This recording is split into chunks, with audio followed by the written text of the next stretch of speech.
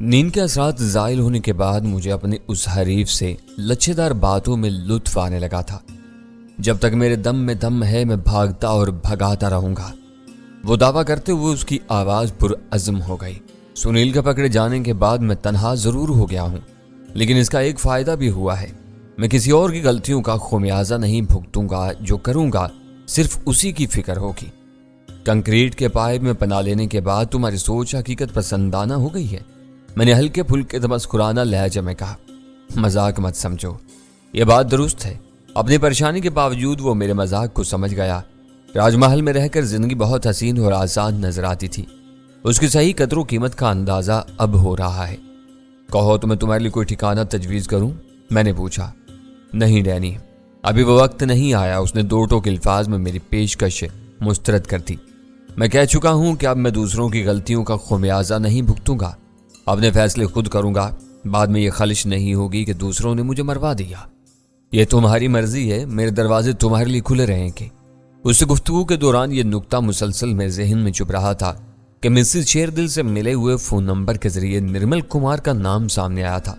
سوبرائے نے مدن لال کے گھر پر نامعلوم افراد کے شب خون کی کہانی سنائی تھی۔ دونوں ناموں میں زمین و آسمان کا فرق تھا، ایک کمار تھا اور دوسرا لال۔ ہندوؤں کے خاندانی نام میں وہ فرق غیر معمولی تھا۔ سوبرائے کو ہر طرف سے گھیرنے کی کوششیں جاری تھیں، اداروں کے پاس قانون کی قوت تھی، میں اسے دوستی کا سراب دکھا رہا تھا۔ اس وقت میں اس سے کوئی ٹیڑھا سوال کر کے اسے بھڑکانے کا خطرہ مول نہیں لے سکتا تھا۔ نرمل کمار اور مدن لال مسز شیردل کو رقم پہنچانے والے شخص کی شناخت اور شیردل کے جانشین وغیرہ کے سوالات ایسے تھے جن پر سوبرائے سے میری بات نہیں ہو سکتی تھی۔ فی الحال مجھے تمہارے کھلے دروازوں سے زیادہ تھوڑی سی مدد کی ضرورت ہے۔ تو میرا ایک کام کر دو تو اس کام میں تم کو اپنی محنت کا انعام بھی مل جائے گا۔ سوبرائے کی وہ پیشکش سن کر میرے کان کھڑے ہو گئے۔ میں اس کا اعتماد جیتنے کا کوئی موقع ضائع کرنے کے لیے تیار نہیں تھا۔ کیا کام ہے؟ میں نے کسی اشتیاق کے بغیر سرسری لہجہ میں پوچھا۔ شیبا کو اٹھوا لو، آج کی ساری مصیبت اسی کی لائی ہوئی ہے، جب تک چاہو اسے اپنی داسی بنا کے رکھو، خود موج کرو، دوستوں کو موج کرواؤ، میں پلٹ کر کچھ نہیں پوچھوں گا۔ دل بھر جائے تو اس کی گردن مروڑ کر اسے کسی گندے نالے میں پھینک دینا۔ ٹینی عورتوں پر ہاتھ نہیں اٹھاتا، میں نے صاف انکار کر دیا۔ تمہاری مرضی، میرا جواب سن کر اس نے اصرار نہیں کیا۔ اس وقت میرے لیے اطمینان کافی ہے کہ مدن لال کے گھر پر آنے والوں میں تم شامل نہیں تھے۔ مجھے جیسے ہی کوئی ٹھکانہ مل گیا میں تم سے دوبارہ رابطہ ضرور کروں گا۔ تم سے بات کر کے دل کو ڈھارس سی ہوتی ہے۔ اپنی بات پوری کر کے اس نے فون بند کر دیا۔ اسے اتنی رات گئے فون کرنے کی کیا ضرورت تھی؟ غزالہ نے خمار کے سرخ ڈوروں سے بوجھل نگاہیں میرے چہرے پر جما کر سوال کیا۔ اس کی کمین گاہ پر منظم حملہ ہوا ہے؟ مجھے حیرت ہے کہ سوبراج کیسے بچ نکلنے میں کامیاب ہو گیا۔ اس وقت وہ یہ جاننا چاہ رہا تھا کہ میں حملہ آوروں میں تو شامل نہیں تھا۔ شاید وہ سٹھیا گیا ہے، غزالہ چڑ کر بولی۔ یہ جان کر اسے کیا مل گیا؟ ابھی تک وہ مجھے اپنا ہمدرد سمجھ رہا ہے، میں نے غزالہ کو آنکھ مار کر کہا۔ اسے تھوڑا سا تذبذب ہے، وہ اسے دور کرنا چاہتا ہے۔ جو دشمنی سے زیر نہ ہو رہا ہو اسے دوستی کی آڑ میں گھیر لینا چاہیے۔ آپ نے اس کے بارے میں صحیح فیصلہ کیا ہے، آخرکار وہ آپ سے دھوکہ کھائے گا۔ درمیان میں نیند خراب ہونے کی وجہ سے غزالہ کی آنکھیں سرخ ہو رہی تھیں، لیکن اس کی نیند غائب ہو چکی تھی۔ ہم دونوں ٹانگوں پر کمبل ڈال کر مسحری کے سراہانے سے ٹک کر بیٹھ گئے۔ میں نے ایشٹری گود میں رکھ کر سگریٹ سلگا لی۔ کچھ دیر تک ہم دونوں سوبراج کے بارے میں باتیں کرتے رہے، پھر اچانک مجھے جلال کا دھیان آ گیا۔ سوبراج کو مدن لال کے گھر سے فرار ہوئے کافی دیر ہو چکی تھی، مگر جلال کی طرف سے مکمل خاموشی تھی۔ میرے لیے وہ تاخیر حیرانی کا باعث تھی۔ غزالہ ہمارے معاملات میں اکثر و بیشتر خاموش رہا کرتی تھی۔ میں نے بارہا دیکھا تھا کہ وہ جب بھی لب کشائی کرتی تھی اس کی بات میں کوئی جھول نہیں ہوتا تھا، وہ تول کر بولنے کی عادی تھی۔ جلال کی طرف سے اطلاع میں تاخیر کے اسباب اس کے لیے قابل فہم تھے۔ سوبراج اس واقعے کا ایک اور اکلوتا فریق تھا، اس کے ساتھ کوئی لاؤ لشکر نہیں تھا۔ وہ پھنس جاتا تو پکڑا جاتا، قصہ ختم ہو جاتا۔ یہ اس کی قسمت کی خوبی تھی کہ وہ مدن لال کے گھر سے آئی بھی والوں کی آنکھ بچا کر بھاگ نکلنے میں کامیاب ہو گیا تھا۔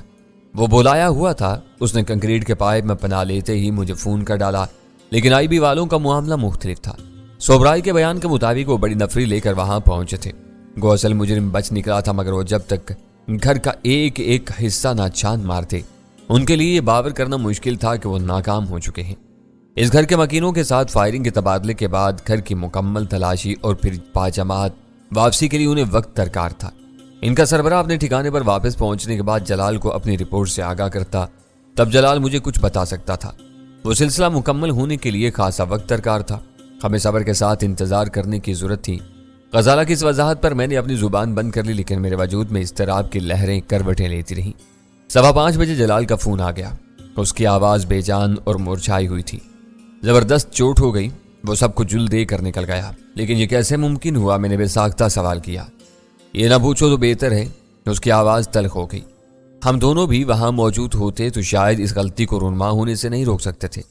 بس یہ کہہ لو کہ آج کی رات اس کے ستارے اس کی یاوری کر رہے تھے۔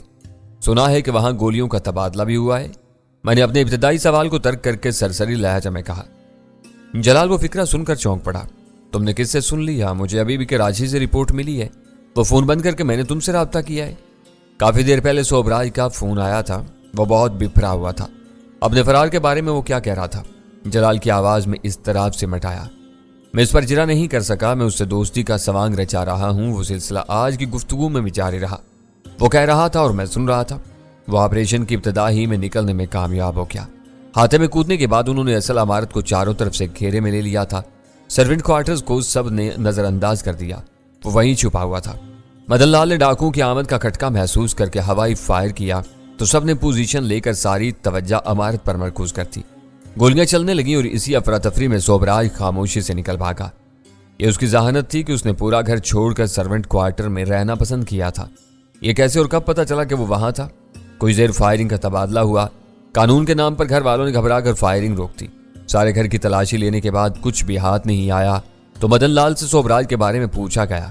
اس کی نشاندہی پر سرونٹ کوارٹر کا رخ کیا گیا اور وہ خالی پڑا ہوا تھا۔ یہ وہاں کی کل کہانی ہے۔ اس میں کسی کا کوئی قصور نہیں تھا۔ یہ بات سنیل نے دانستہ چھپائی ہوگی۔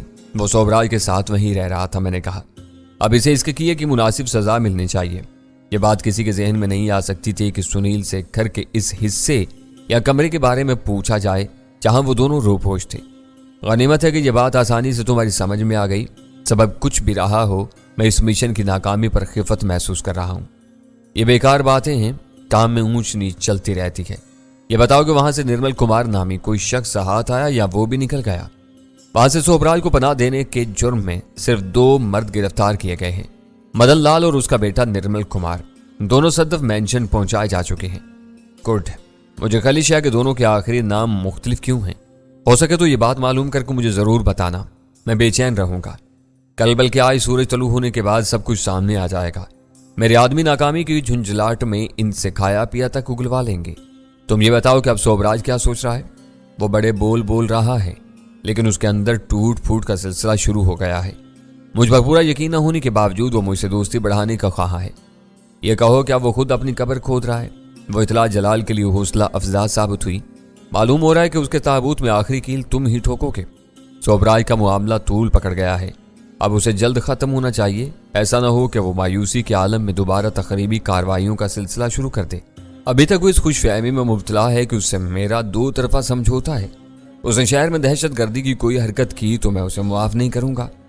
ہم سب اس کے پیچھے لگے ہوئے ہیں۔ دیکھنا ہے کہ کون پہلے کامیاب ہوتا ہے۔ آج ہم نے اسے پکڑنے کا ایک بہترین موقع گوا دیا ہے۔ بکرے کی ماں کب تک خیر منائے گی؟ جلدی وہ ہمارے دام میں آ جائے گا۔ اول خان کی کیا خیر خبر ہے؟ قدر توقف کے بعد اس نے سوال کیا۔ ابھی تک مکمل بلیک آؤٹ ہے۔ صبح شاید کچھ معلوم ہو سکے گا۔ میں نے گول مول جواب دیا۔ مجھے اندازہ نہیں تھا کہ ایس ٹی ایف کے وہ معاملات کتنی رازداری کے متقاضی تھے۔ ناواقف ہونے کی صورت میں زبان کا بند رہنا زیادہ مناسب تھا۔ ان کا باز کراچی میں ہے، خبر وہیں سے ملے گی۔ کوئی اہم بات ہو تو فوراً مجھ سے رابطہ کر لینا۔ میں تمہاری کال کا منتظر رہوں گا۔ ناکامی کی وجہ سے جلال کا موڈ اچھا نہیں تھا۔ میرا ذہن بھی انتشار کا شکار ہو چلا تھا۔ ہم نے کچھ دیر تک ادھر ادھر کی باتیں کرنے کے بعد فون بند کر دیا۔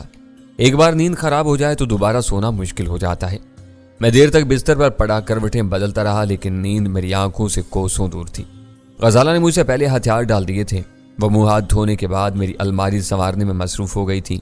کافی دیر تک ناکام کوششوں کے بعد میں نے بھی بستر چھوڑ دیا۔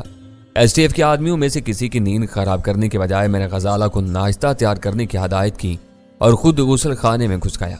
نیم گرم اور پھر ٹھنڈے پانی کی تیز دھاروں میں دیر تک نہانے کے بعد تازہ دم ہو کر باہر نکلا تو رہا سا خمار بھی جاتا رہا تھا۔ کھڑکی سے باہر فضا میں صبح کا ملکجا اجالا پھیلنا شروع ہو گیا تھا۔ ہر طرف سے پرندوں کے چہچانے کی خوشگوار آوازیں آ رہی تھیں۔ میں لباس تبدیل کر کے کمرے سے باہر نکل آیا۔ اس وقت تک اخبارات نہیں آئے تھے۔ ہم دونوں نے ٹیلی ویژن آن کر کے اطمینان سے ناشتہ کیا۔ ویرا اور سلطان شاہ اپنے کمروں کے دروازے بند کیے خواب خرگوش کے مزے لے رہے تھے۔ وقت دھیرے دھیرے گزرتا رہا۔ منہ اندھیرے اٹھنے میں ہم دونوں کی مرضی کا کوئی دخل نہیں تھا، لیکن وہ تجربہ بہت خوشگوار ثابت ہوا تھا۔ طبیعت بہت بشاش اور تازہ تھی۔ پھر اخبارات بھی آ گئے۔ میں نے پہلے اور آخری صفحات پر سرسری نظریں دوڑائی تو کہیں کوئی کام کی خبر نہیں تھی۔ ایک اچھی بات یہ تھی کہ سوبراج کے خلاف اس روز کے اشاعت میں بھی کچھ مواد شامل تھا۔ اخبارات نے تسلسل کے ساتھ اس موضوع کو زندہ رکھا ہوا تھا۔ مجول خان اور اس کے بعد سے ملنے کے لیے 9 بجے اسٹیشن 4 پہنچنا تھا۔ ہمارے گھر سے وہاں تک کی مسافت مشکل سے 10-15 منٹ کی تھی۔ میرے پاس وقت کی کمی نہیں تھی۔ اس سے پہلے کہ گھر میں کوئی اور بیدار ہوتا میں نے 8 بجے گھر چھوڑ دیا۔ اسٹیشن 4 پہنچنے کے لیے میرے پاس کافی وقت تھا۔ اس وقت شہر کی طرف جانے والے راستے پر ہر قسم کی گاڑیوں کا بہت ہجوم تھا۔ ہر شخص کو دکان یا دفتر پہنچنے کی عجلت تھی۔ اس کے برعکس کراچی یونیورسٹی کی طرف جانے والی سڑک پر ٹریفک کی زیادہ بھیڑ نہیں تھی۔ ٹریفک زیادہ ہو تو کراچی کی سڑکوں پر کوئی اپنی مرضی سے ڈرائیونگ نہیں کر سکتا۔ آگے پیچھے اور دائیں بائیں سے آنے والے ہر شخص کو ایک لگی بندی اور بے تکی رفتار سے مخصوص سمت میں چلنے پر مجبور کرتے رہتے ہیں۔ کہیں بس اور منی بس والے مسافروں کو اتارنے یا چڑھانے کے لیے مصروف سڑک کے عین وسط میں بریک لگا دیتے ہیں اور پیچھے آنے والی ٹریفک کی قطار یکا یک دور تک منچمند ہو کر رہ جاتی ہے۔ ہارن بجائے جاتے ہیں، گالیاں دی جاتی ہیں، خون سلگایا جاتا ہے، لیکن اگلی بس اپنا منمانا ہدف حاصل کیے بغیر اپنی جگہ سے نہیں سرکتی۔ ایسی بے لگام گاڑیوں سے اترنے والے مسافر کترا کر گزرنے والے ٹریفک میں ہراساں کھڑے رہتے ہیں، پھر اولین موقع پاتے ہی دوڑ لگا کر فٹ پاتھ تک پہنچ جاتے ہیں۔ اکثر خوش نصیب زندگی کی اس دوڑ میں کامیاب ہو جاتے ہیں اور زندہ بچ جانے پر اللہ کا شکر ادا کرتے ہیں۔ جن کا نصیب ساتھ نہ دے وہ کسی اور تیز رفتار بے لگام گاڑی کی زد میں آ کر اتنی بری طرح روندے جاتے ہیں کہ اگلے روز ان کی تصویر سیاہ حاشیے کے ساتھ اخباروں کی زینت بن جاتی ہے۔ شہر میں یہ آئے دن ہوتا رہتا ہے۔ ٹریفک پولیس کی ناک کے نیچے ہوتا ہے، لیکن ان میں سے بیشتر کے کانوں پر جوں تک نہیں رینگتی۔ وہ حساس مقامات سے آگے اپنے مورچوں پر جمے رہتے ہیں، جہاں ٹریفک کی نام نہاد خلاف ورزیوں کے نام پر چالان کی دھمکی دے کر مال غنیمت بٹورا جاتا ہے۔ اس وقت سڑک پر ایسی کوئی صورتحال درپیش نہیں تھی۔ میں سڑک کے بائیں سرے پر آرام سے گاڑی چلاتا رہا تاکہ وقت گزار سکوں۔ میری وہ محتاط اور محفوظ ڈرائیونگ ٹریفک پولیس کے ایک افسر کو پسند نہیں آئی۔ وہ ناگہانی طور پر اپنی موٹر سائیکل پر کہیں سے نمودار ہوا۔ سائرن بجاتا ہوا میرے برابر سے گزرا اور اشارہ دے کر مجھے روک لیا۔ وہ ایک ناگہانی افتاد تھی۔ مجھے معلوم تھا کہ میں نے کسی قاعدے یا ضابطے کی خلاف ورزی نہیں کی تھی۔ میں اپنی جگہ بیٹھا اس افسر کی آمد کا منتظر رہا، لیکن موصوف فرعون کے کوئی قریبی عزیز تھے، انہیں میری بے نیازی پسند نہیں آئی۔ اس نے اپنی موٹر سائیکل کھڑی کر کے نہایت درست لہجے میں مجھے بلایا۔ وہ زبان کے ساتھ ہاتھ کا اشارہ بھی نہ کرتا تو مجھے یہ معلوم نہیں ہو سکتا تھا کہ وہ مجھے بلا رہا تھا۔ ایسی تحقیر اور ذلت کے ساتھ کبھی میرے دشمنوں نے بھی مجھے نہیں بلایا تھا۔ مجھے غرور نہیں تھا، لیکن اس بات سے خوشی ضرور ہوتی تھی کہ میں ملک و قوم کی بساط بھر خدمت کر رہا تھا۔ سرکاری افسران مجھے ضرورت سے زیادہ عزت دیا کرتے تھے، لیکن لوگوں کے ٹیکسز پر پلنے والے ایک ٹریفک افسر نے نامعلوم وجوہ کے بنا پر لمحہ بھر میں مجھے یہ احساس دلا دیا تھا کہ میں اس کی نظروں میں بہت حقیر اور کمتر تھا۔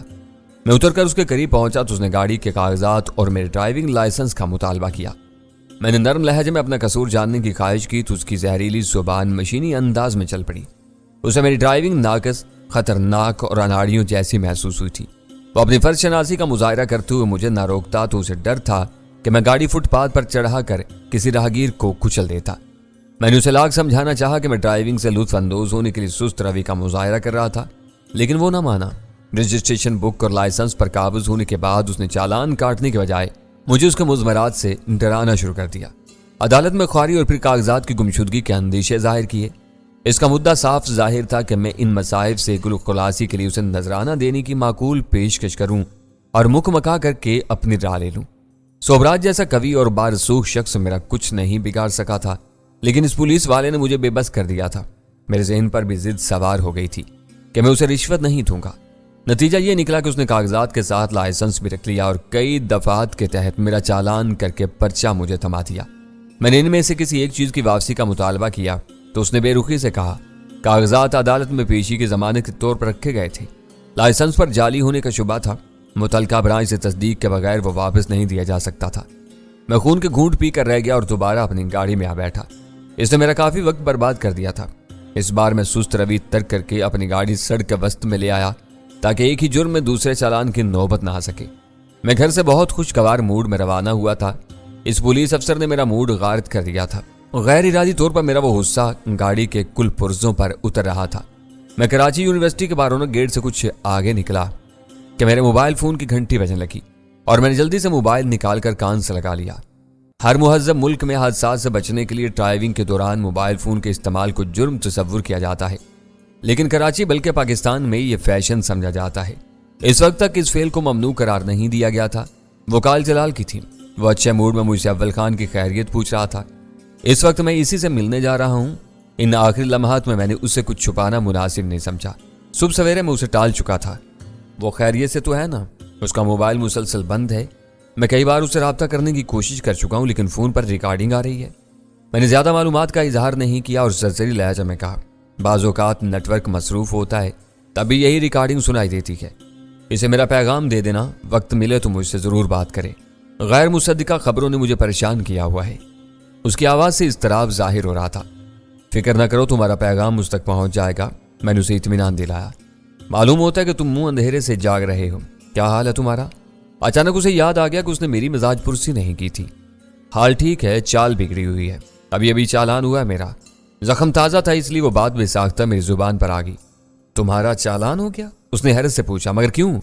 سست رفتاری کے جرم میں رجسٹریشن بکس ضبط ہو چکی ہے، لائسنس پر جعلی ہونے کا شبہ ظاہر کیا گیا ہے، لہذا وہ بھی فی الحال سرکاری تحویل میں چلا گیا ہے۔ کس بے ایمان نے چالان کیا تمہارا؟ مجھے نام بتاؤ اس کا۔ جلال کو غصہ آ گیا۔ نام نہیں معلوم، پوچھنے کی ہمت بھی نہیں ہوئی۔ اچھا خاصا بد زبان افسر تھا، پوچھنے کی کیا ضرورت تھی؟ ہر پولیس والے کے سینے پر اس کے نام کا ٹیگ ہوتا ہے۔ اس کا ٹیگ نہیں تھا۔ تم اس چکر میں نہ الجھو۔ جو دوسروں کے ساتھ دن رات ہوتا رہتا ہے وہ میرے ساتھ بھی ہوگا۔ جرمانہ دے کر دونوں چیزیں واپس مل جائیں گی۔ میں کیسے نہ الجھوں؟ وہ بھی پر گیا۔ دوسروں میں اور تم میں بہت فرق ہے۔ میں اسے معطل کرا دوں گا۔ اسے تمہیں روکنے کی جرت کیسے کی؟ تم بلا وجہ اس پر برہم ہو رہے ہو۔ میرے ماتھے پر کہیں نہیں لکھا کہ میں تمہارا دوست ہوں۔ اس کا دل چاہا اور اس نے مجھے روک لیا۔ ایسے چھوٹے چھوٹے واقعات نہ ہوں تو یہ کیسے پتا چلے کہ میں پاکستان میں ہوں؟ یہ چلتا رہتا ہے، اسے چلنے دو۔ یہ بتاؤ کہ نرمل کمار اور مدن لال کا کیا رہا؟ میرا خون کھول رہا ہے۔ خیر، میں کراچی آ کر یہ معاملہ دیکھوں گا۔ تم کس معاملے کو دیکھو گے؟ میں نے قطع کلامی کر کے کہا، یہاں تو آوے کا آوا ہی بگڑا ہوا ہے۔ سب سدھریں گے تو ہماری پولیس بھی سدھر جائے گی۔ وہ دونوں باپ بیٹے ہی ہیں۔ قدر توقف کے بعد فون پر جلال کی آواز آئی۔ اس کا اصل خاندانی نام نرمل لال تھا۔ اس نام کی وجہ سے اسکول کے ساتھی اس کو اکثر چڑھاتے رہتے تھے۔ اس نے اپنا نام بدل لیا۔ ایسا کم ہی ہوتا ہے، شاید تمہیں چوپڑا یاد ہو۔ وہ بدھو لال چوپڑا تھا، ترقی کی تو وہ BL چوپڑا بن گیا۔ یہ بھی این لال بن سکتا تھا۔ یہ جنریشن گیپ اور توہم پرستی کے مسائل ہوتے ہیں۔ پرانے ہندو جنم پتری دیکھ کر شگن لینے کے بعد نام رکھتے ہیں، جو آج کل کے لڑکوں کی پسند پر پورے نہیں اترتے۔ اب یہ بدھو لال بھی کوئی نام ہوا، مگر ان کے یہاں ہوتا ہے۔ تم نے میری الجھن دور کر دی۔ مجھے ڈر تھا کہ تم یہ نکتہ بھول جاؤ گے۔ میں تمہاری کہی ہوئی بات نہیں بھولتا۔ تم کو نرمل کمار کا نام کہاں سے مل گیا؟ ہم نے اس پر کام شروع کیا ہوا تھا۔ میں نے بولنا شروع کیا تھا کہ اس نے میری بات کاٹ دی اور کہا، مجھے معلوم ہے کہ نرمل کمار کے بارے میں پوچھ گچھ کرنے کے لیے تم واپس جانے کے بعد خاص طور پر دوبارہ صدف مینشن میں آئے تھے۔ اس وقت اپنے آدمیوں کی رپورٹ سن کر میں اس نام کی اہمیت کا اندازہ نہیں کر سکا تھا۔ میں پوچھ رہا ہوں کہ تمہیں اس کا سراغ کہاں سے ملا تھا؟ شیردل کی بیوی سے اس کے دفتر کا فون نمبر ملا تھا۔ میں نے ہلکی سی ہنسی کے ساتھ جواب دیا، اگر تمہارے آدمی سنیل کو زبان کھولنے پر مجبور نہ کر دیتے تو ہم تھوڑی سی محنت کے بعد نرمل کے گھر تک پہنچ سکتے تھے۔ تمہارے آدمیوں کی کامیابی کے بعد ہم نے اپنی کارروائی منسوخ کر دی۔ ہم اتنی تیزی سے وہاں نہیں پہنچ پاتے۔